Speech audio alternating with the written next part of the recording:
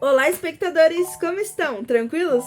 Bem-vindos à Literatura Alfa, onde vamos falar sobre livros apocalípticos e mais. Em especial, trazemos um livro do Machado de Assis, bem conhecido, que é Quincas Borba. E hoje eu não vou falar sozinha, vou falar também com as outras alfas. Eu sou a Bruna, muito prazer. Oi, gente, eu sou a Júlia. Oi, meu nome é Amanda.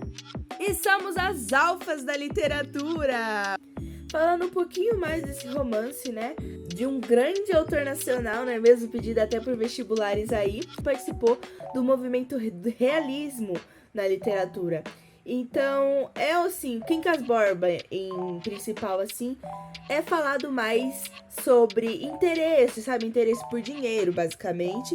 E também tem uma talaricagem aí no meio e tal, que são temas que até hoje ainda são abordados na sociedade. E mesmo que seja um livro de mais de 100 anos, continua sendo atual. A história se passa no contexto do Brasil imperial, encaminhando para o final desse período, no qual muitos contos tinham um caráter realista, falando de assuntos cotidianos, além de serem recheados de críticas sociais. Falando mais sobre o livro, Quincas Borba é um spin-off do século XIX, por conta de ser um personagem que apareceu no Memórias Póstumas de Brás Cubas. O personagem principal, por mais sem sentido que pareça, não é Quincas Borba, e sim Rubião, que é cunhado do filósofo, ou quase cunhado por conta de sua irmã ter morrido antes dos dois conseguirem se casar, o que também fez o filósofo adoecer por conta do amor.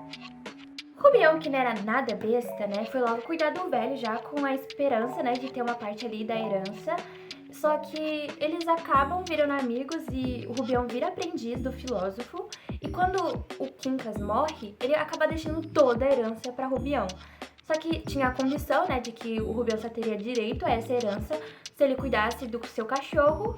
E ele obviamente aceitou, né, porque quem que recusaria uma proposta dessa? E o resto é história. Então agora vamos conversar sobre o que nós achamos e nossas opiniões sobre a obra. Então se você não quer tomar um spoiler aí, já vai a dica aí que o vídeo acaba aqui, viu? Vai!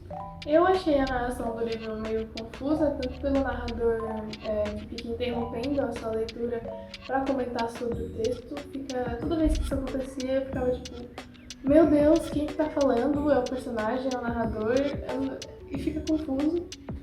Outra coisa que também aconteceu, me deixando confusa no meio da leitura, foi não que o vocabulário seja rebuscado, mas que, sei lá, parecia que o jeito que as frases eram feitas, escritas, elaboradas, me deixava meio confusa, eu não entendendo o que estava sendo dito e eu acabava tendo que reler o trecho uma, duas ou três vezes, ou ainda recorrer a um audiobook para tentar entender o que está acontecendo.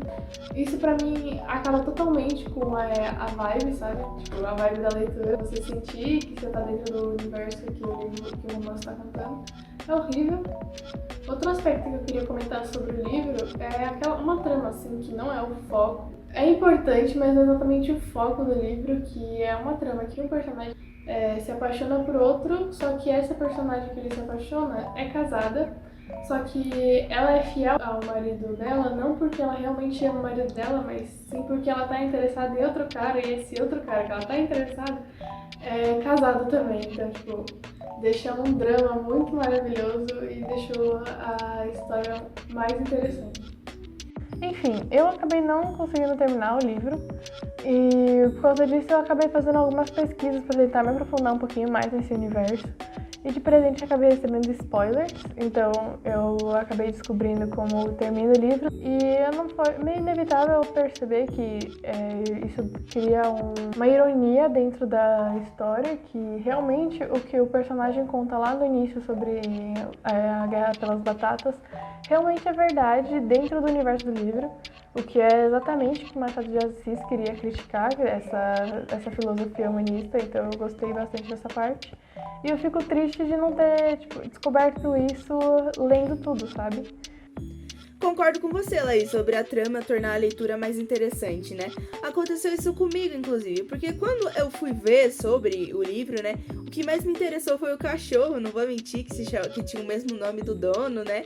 E quando eu fui ler o livro realmente, quando eu fui vendo ali que tinha um pedacinho ali de talaricagem e tal, aí isso foi me instigando a ler mais, né?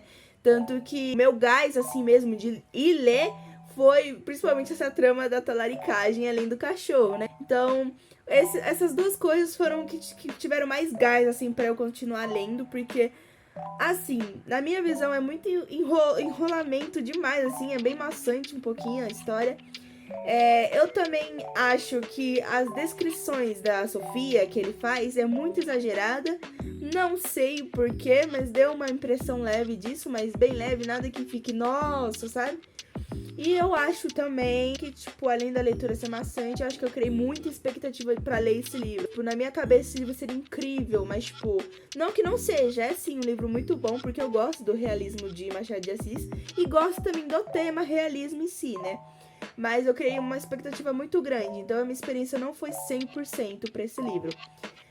E também, só pra finalizar, eu gostei muito da teoria das batatas, né? Porque a história do livro se torna em volta da teoria do humanitismo, que é da teoria das batatas, que é uma história muito legal, inclusive. É algo, assim, a ficar refletindo mesmo, que é o que Machado de Assis faz, né? Nos faz refletir.